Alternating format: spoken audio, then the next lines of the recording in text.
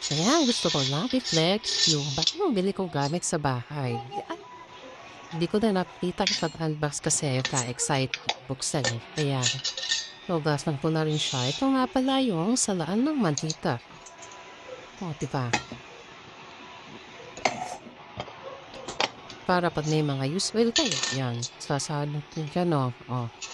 Diba? Nakatanda din, sa na. O, diba?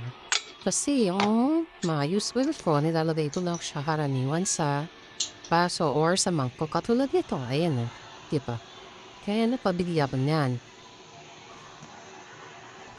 Yan, dahil may useful kami, ipinyagan ko na siya.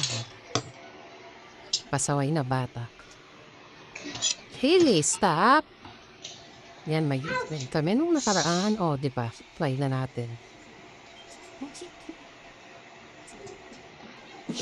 Diba? Sinasala niya. So, hindi sasama yung dumi.